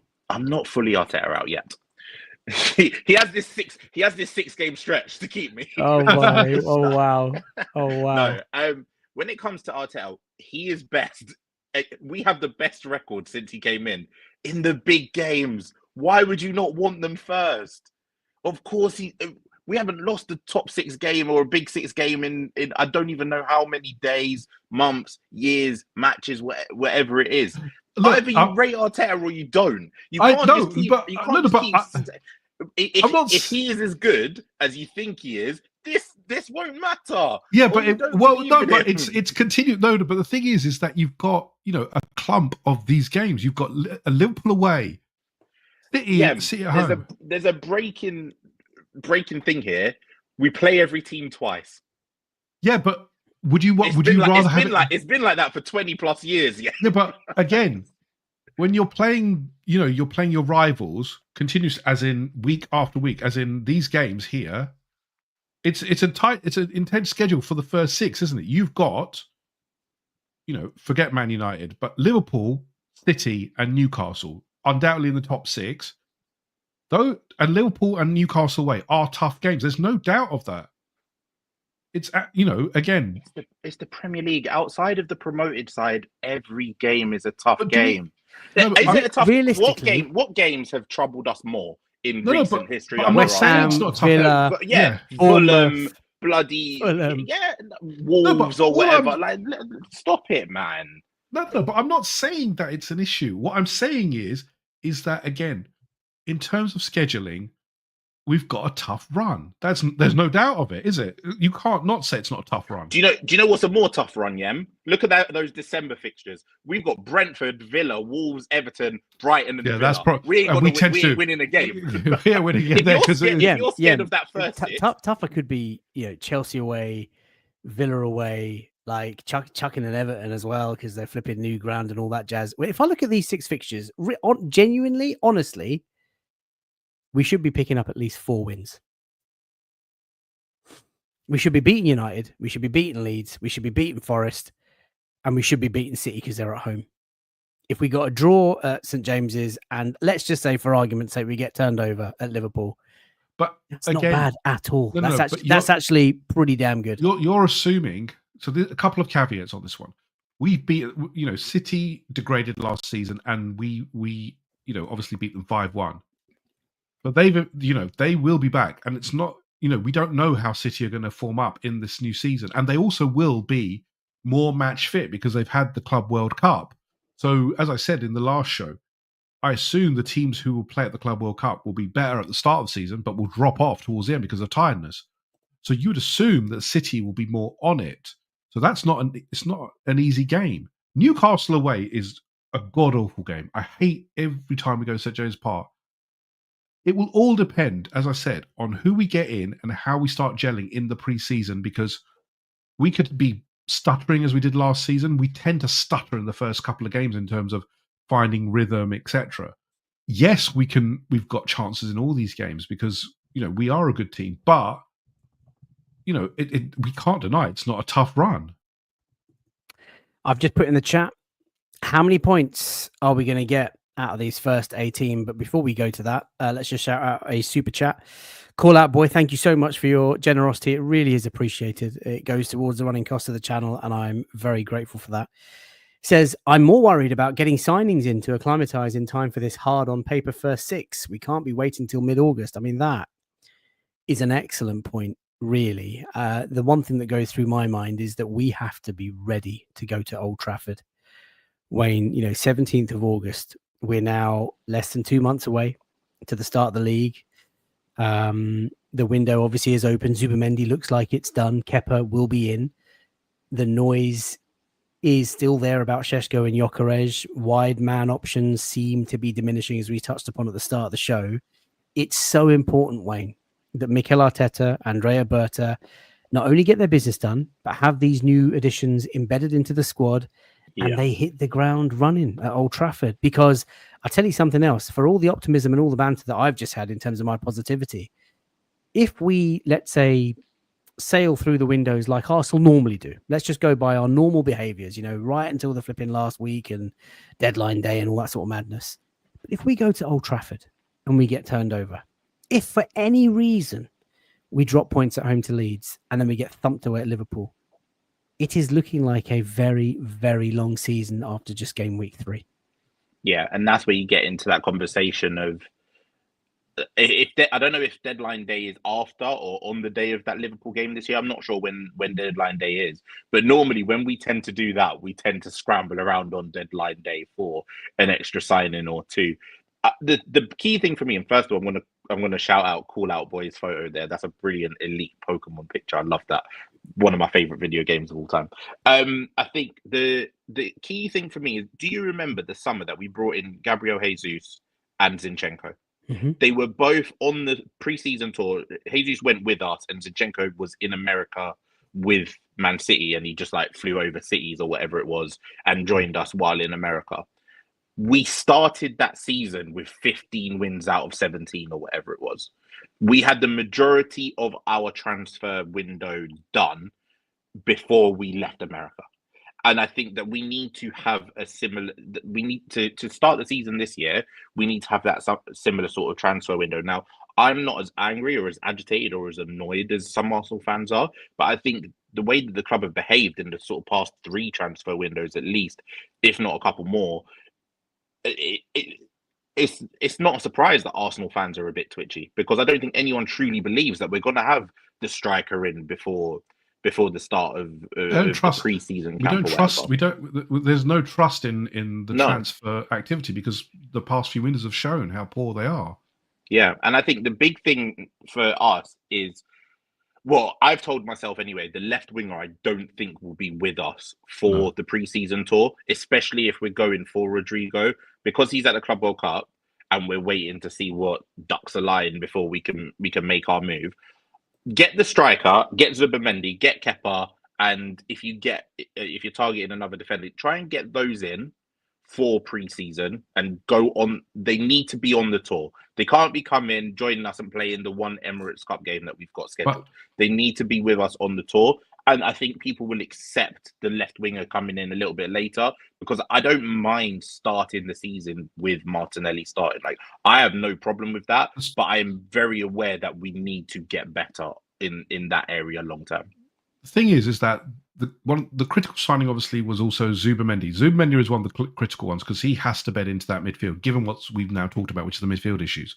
The striker is the other one. Those two are critical. So I think if the striker is not on the pre-season tour, I have big concerns about, our season in general, because, the striker situation is so critical. I know Kai Havertz will likely start the season, but this player is going to be a key component within this season. So, like Wayne, I agree. We need to have our signings done early. I would love it to be done before the pre-season tour, but I have already, Arsenal have done this before, where we've got to deadline day and we've signed Raheem Sterling and Neto, and so I have no faith at the moment. Listen, call out boy again. Once again, thank you so much for your generosity. Really, really fantastic point. I can't agree with that enough. I've asked the chat how many points are we getting out of the first 18, and chaps, I will come to both of you for your predictions on that right now.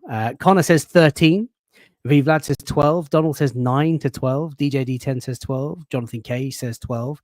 Mohammed's had what I had for dinner, 18 with a goal difference of plus 20. Canterbury Guna says he'll take half of what's available, 9. Jizzle McDizzle says 12. Rofikov thinks 10 out of 18. He's added a sadly, but listen, you get those fixtures out of the way. Newcastle away, Liverpool away, United away. United, I know, are trash, but they're capable of raising their game. To get those out of the way so early and still be there or thereabouts is very important. It could be a blessing in disguise, says Anajit. Just go all in for the first 6. Come on, you Gunners. Now, of course, there is an international break, I believe, after the Liverpool game. those annoying international breaks early on in the season. So those first 3 games, we're going to get a free run out. We have to hit the ground running, like the chaps have said. Ishmael says 10. Vig says 10 or 12. We have to target 18 points, says Demsek. I'm sure we will target 18 points, but whether or not we get there is going to be interesting. I love Arsenal fans. Connor, we're losing to an Mbermo double. Oh, we're 2 months away from the new season, and we're talking about emergency meetings already. How many light bulb tricks is Arteta going to do in the changing rooms? Oh, don't. I'm done. This is it. It's too much. Ishmael says that's unfair on Berta. This is his first window. I don't think it is unfair. No, I don't either. I think, disagree. Go on, Yem, elaborate. He's a top. You've bought one of the best in the world. That's why you paid for it. That's why you're paying for one of the best. Exactly. No, but he's been voted Sporting Director of the Year in 2023. So you are paying for one of the best. So okay. What if you didn't even know that was an award?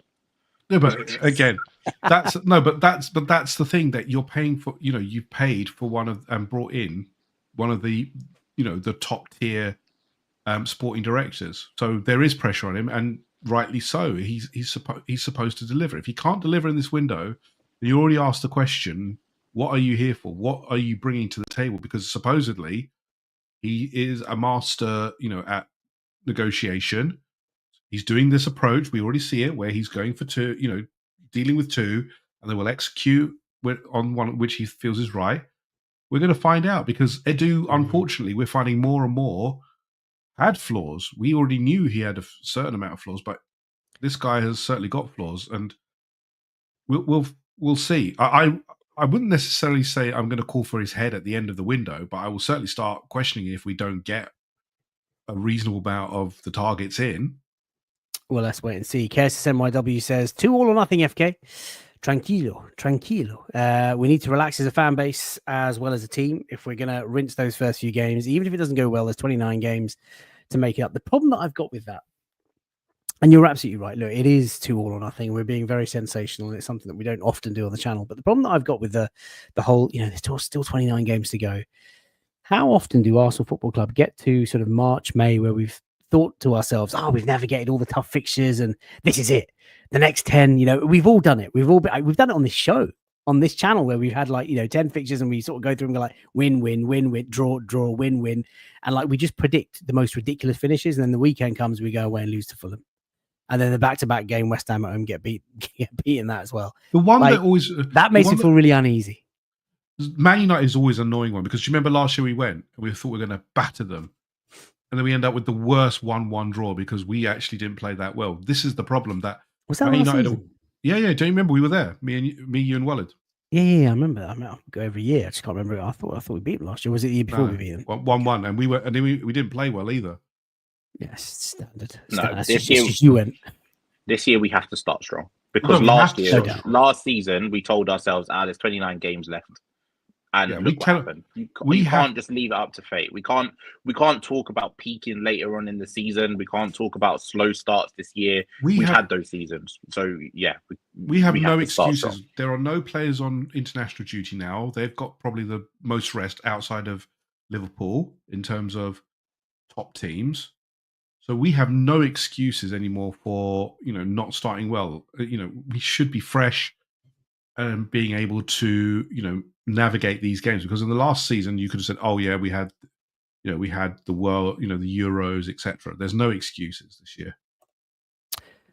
Juju says next season FC. There was someone with the username admin. I thought that was very, very funny. He says, I hope the club is looking at Eze. He is the one. I don't think I've got any admin. I don't even know how all that stuff works. So moderators and all that sort of stuff. Who knows? Farhan says we dropped points in the first few weeks and didn't do anything else in the transfer window to fix the squad. I can hear it already. 25-26 review. I can see it. 3 games in, boys. Will be roll on 26-27. Right. You know what? I'm a bit nervous for Ham here because he's just had his first ever Chinese, and I think he might vomit when he sees the next slide. So, ladies and gents, boys and girls, this is something that I've been doing with a couple of guests over the last couple of days, just to keep things spicy, keep everyone on their toes. And I've been asking each of my guests, who would be your unpopular signing? So this is the last part of the show tonight. And we've had some tremendous shouts. I mean, Yankee Gunner, the host of the Arsenal Vision podcast, came on a couple of nights ago, and his surprise our unpopular signing would be Darwin Núñez. He is still willing to fight that battle and die on that hill. Last night we had Timsy, host of the Live from N5 on the Arsenal match day, and he said he'd sign Harry Kane to come back and break the record in the Premier League. So I asked these two chaps, these two fine specimen, to give me their names, but I'm telling you now, independently and privately. if either of you said Garnacho, I'm leaving and I'm not coming back. Don't worry about me. I just think I honestly, I think you're both going to be as appalled with each other with your, quite frankly, no one can laugh at me for Garnacho when you see these two. Right. Let me know in the chat, because it's been a relatively new thing, and obviously many more people tune into the late night lounges. Who would be your unpopular signing for Arsenal? So a player that you would love, that would ruffle the feathers of all of us Arsenal fans, that will turn everyone on you like this fantastic meme from Tangled. I would never ever thought that I was going to say that on social media, but there we are. Right, so let me know in the chat what you're thinking. By the way, hundreds of you watching live on YouTube, please like the video, subscribe if you like what you're seeing, like what you're hearing. Subscribe if you don't, who cares? Just subscribe anyway. And if you don't like what you see, just copy the link to the video and just like spam all your enemies and just say, go and watch this horrific show. That would be great. Who are we going to start with? We are going to start with Dembele. Your unpopular signing. Tell us, just give us the, without revealing his name, tell us why this position, and then lead us to why this name.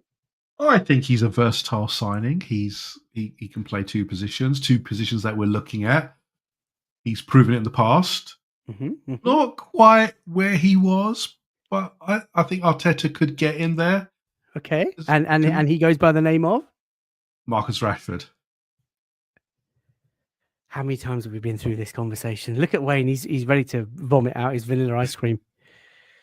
Oh, Marcus Rashford. Come on then, Dembele, for the thousandth time. There's a player in there. There is a player. He's done it before. He's scored, a lot of goals. Versatile.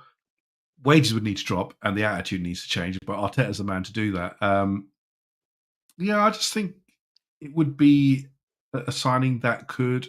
I wouldn't say he's a first choice starter. I think you're talking yourself out of it already.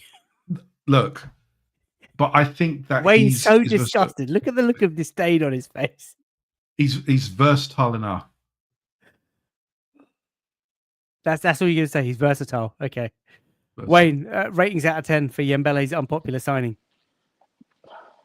Oh God, have we not learned? Did we not learn? No. This is why it's unpopular. See, look, it elicits this response. I mean, DJ TZN's going to vom. Pray for Ham. Just pray for Ham. Ham, I don't even know if you're watching anymore. I've not heard from you in about 10 minutes. We've literally just got rid of Raheem Sterling on big wages. And my man says Rashford. Oh, this fan base. I don't even know what to say anymore. We're live to like thousands of people. I'm speechless. A couple of shouts from the crowd. Grealish in capital letters. Everyone's shouting Grealish at me. Tavo Ruiz, welcome to the show, says Dejan Kulusevski. That's not the first time that's been mentioned. Lots of people talking about Darwin Núñez. Donald says, bring us Núñez. Yeah. Come on, he's putting it. Oh no, hey, we need a striker. as long as he's not Alex Lacazette, I'm kind of expecting Wally out of nowhere just to come in. Jonathan K says loves this section. Jay Dime, I know you were late to the show. He says Noni Madueke. Okay, so shout for Granite. Oh, come on, let's not. Yeah, disgrace here.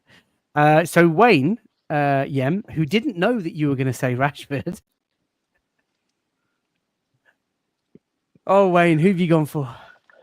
So, build the player profile and then tell us why you've gone for this monstrosity.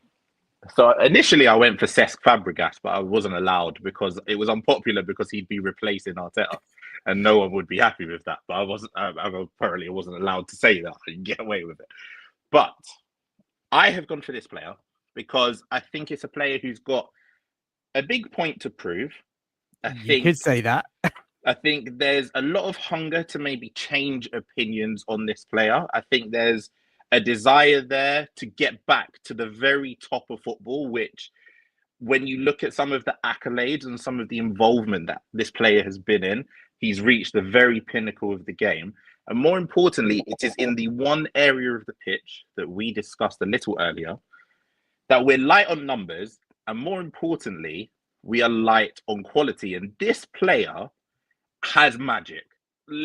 Whatever you want to say about attitude, mentality, and desire. Oh no, I know who it is. Wait. I know who it is. Before you give the name away, no. I need to hear what the chat, who the chat think this person is. So I know who it is. You know, Hungary won the lot in the area of the team that we've talked about earlier. What do we reckon, guys? There's lots of shouts. Yeah, who do you think it is? I think it's Paul Pogba.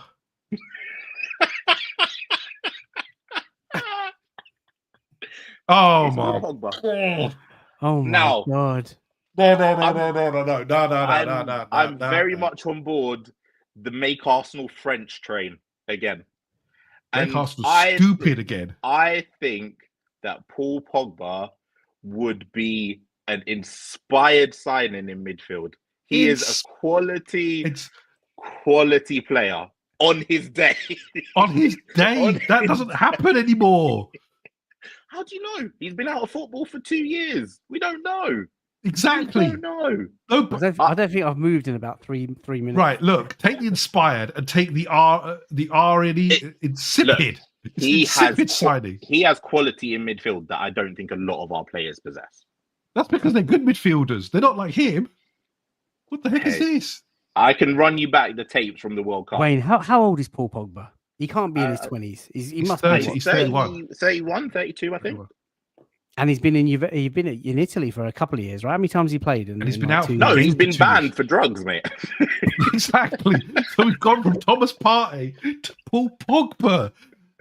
You're like taking one. Do you not see the slight flaw in that plan? He's been banned for drugs. Wow, we do like a challenge, don't we? Wow. The ban is over. Listen, the ban is done now. And I think, like I said, the ban is done. But he's got a lot to prove. And I think... Yeah, ain't happening. If you want someone as your left eight, who better? A lot more players than him, for sure. Players. For sure. But for sure. Oh, wow. I mean... Yeah, that's right. He got that right. I think it was Dr. Hank earlier who just said, "Kill me now." Not like this, what? Wayne. When Wayne said it's in the midfield and he's won everything, I was like, oh, geez, I know who it is because there's only one player. KSSMYW says Pogba, Pogba. Yeah, you may as well call him Pogba. He's a maestro, to be fair, but the drama Arteta would never go for it. DFC says, I hear it. Doesn't track back. Ooh, Mikey says, I rate it. Mikey, thank you. What's going on? We're getting more for Pogba than we have for Rashford. Jugsby, for you, I will get this on. All right, it's going to be on Patreon straight away tonight, and by the time you wake up tomorrow morning, it will be on the old Spotify and Apple. How about that? Well, I'm going to say goodbye now. I'm going to say goodbye if you're putting up yours. No. Farhan says, look, they're both decent shouts. Talent, forget the rest. Louis says, take these Man United frauds off the screen. Let's tip or add another one. There it is. I am fully on this PR train.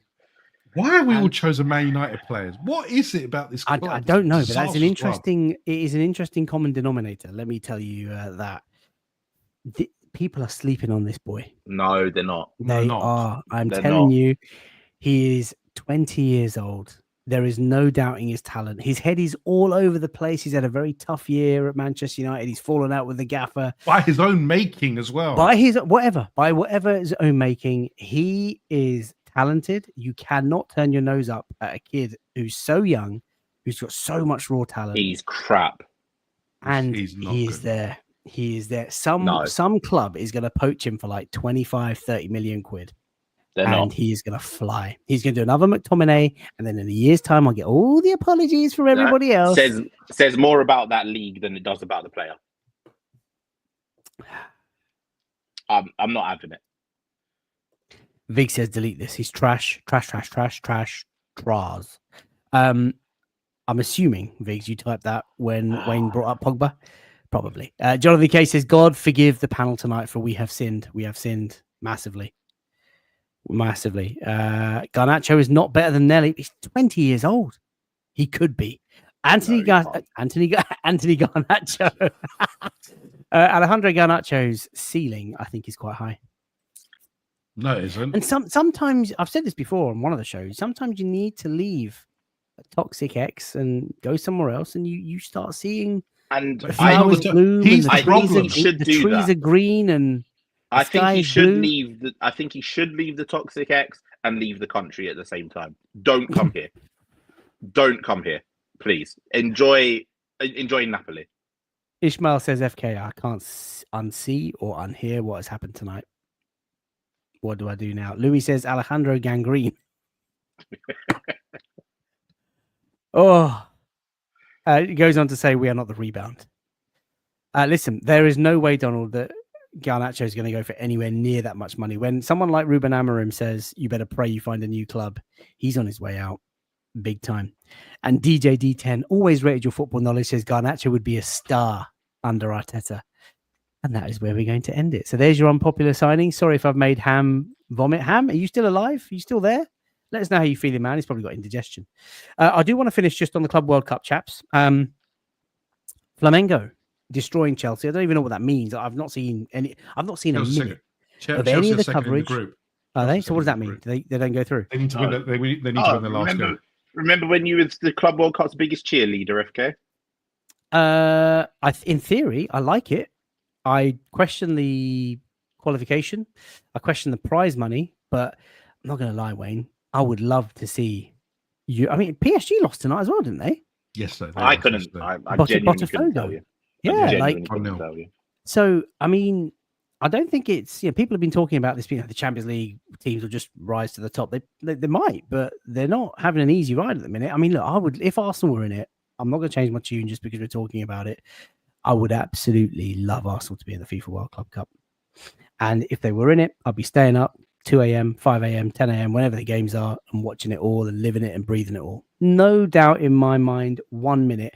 And if we won it, I would be celebrating it as a major honour. Disrespect the Carabao Cup. Oh, come on. Wayne, this is 10 times superior to the League Cup. That's nonsense. No, but it is. How is it not? It's tougher to win. All right, chat. A team lost 10-0, FK. And they lost 6-0 tonight. They lost 6-0 tonight. A team lost 10-0. Auckland? A team of Auckland. Players. What would you rather win? Had to take annual leave, FK, to be here. People are not being come paid. on, Wayne. Please be serious. You are not saying to be here. You're not saying that you would rather win the Carabao than the Club World Cup. I don't care. I genuinely don't care about this. Yes, you do. You always have a go at anyone like turning their noses up at any trophy. It's not a major honour. It's bigger than the League Cup. No, it's not. No, it's not. What would you rather win? Yeah, Belly, what would you rather have won? Would you have Newcastle won the bigger trophy, or let's say City win this? Have City won the bigger trophy here?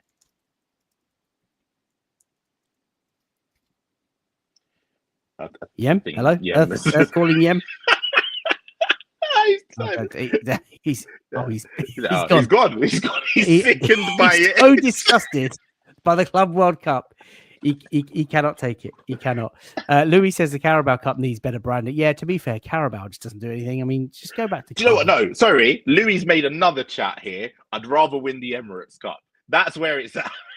Louis, I liked you so much. That says I'd rather win the Emirates Cup. I'd rather win the Emirates Cup too. And talking of which, have you seen that the announcement potentially Charles Watts, the Emirates Cup is against Athletic Bilbao potentially. I saw that. Nico, that's the only way we're ever going to see Nico Williams at the Emirates. He best not turn up. I'll be honest with you. He better not turn up. I'll tell you. Speaking of turning up.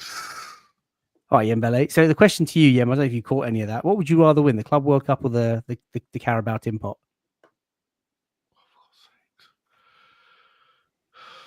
I'd say the Club World Cup. The Carabao Cup is. How is that even something you have to think about, Yem? Because it's bad and bad. It's not exactly. Why is it bad? Look, we're not talking about the whitewashing of money from a certain state and the trick that the Zona sort of playing to become the number one downloaded app on Apple and all that sort of jazz. We're just talking about being in the tournament. Which one would you rather be in? Which one would you rather win? It is World Club Cup all day long, twice on Sunday. A game recently had attendance of what looked like 47 people. But as 54,000 at the Chelsea game tonight, and the stadium was half empty. But it doesn't matter, Wayne.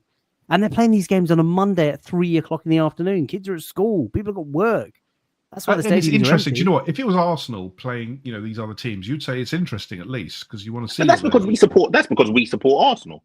Yeah, A lot of us are gonna stay up and watch the pre-season games when they're when they're going on. In this current iteration, it just feels like there's some tweaking needed because the qualification, the teams here, the level for some of them is just a little bit below what's expected. I don't know how Auckland got in. I don't know how it was done. Well, they got in because of the Oceania Confederation. They are the top team. So the world is split into different regions, and the top teams in each of the regions, based on coefficients and honours won, that's why they get in. And that's why the prize money is not the same, because it can't be the same bonus for Auckland as it can be for Real Madrid, for example, because otherwise they wouldn't take it seriously. Yeah. But at some point, this is a gathering of the top teams across the world, and there is a huge gap in quality between Auckland and obviously 15 times Champions League winners Real Madrid, but they play each other, and they'll play Boca Juniors, and they'll play Flamengo, and they'll play Botafogo and whoever. I will say the Brazilian teams have been surprising actually, because they're decent quality. Mate, John says loving seeing South American teams versus European. When are we going to ever get to see it? Didn't Arsenal play Boca Juniors once in the Emirates? Was it Emirates Cup or some sort of pre-season friendly? Yeah. I want to see that. I want to see Arsenal take on these top teams from around the world. I think we will enjoy tonight's result, where Flamengo absolutely trounced Chelsea. There was more hype for Arsenal taking part in the MLS Skills Challenge like 2 or 3 years ago. Yeah, that's true. Than there is for the Club World Cup. Right. We are bigger. We were bigger. That's the thing. We are bigger. We are gargantuan, to be fair. Right, we're going to leave it there. We're going for an hour and 40. What a lovely show. Ham hasn't turned up, so let's all pray for Ham. He said he was in a food coma. He did say, "I'm fine. I'm in a food coma." He'll be he's going to be on the toilet for a while, depending on what. Vomiting at your flipping player shouts, but there we are. Thank you, chaps. That was really enjoyable.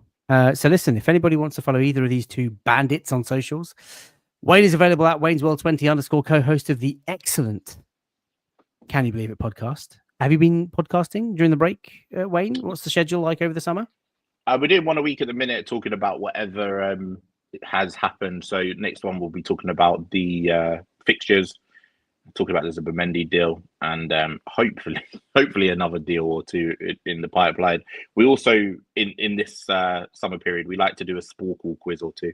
So like Arsenal.com normally do like a quiz, like name our last 50 captains or whatever it was, and we like doing that because Met tries to think he's got more knowledge than I do, which is just not true. It's just not true. Come on.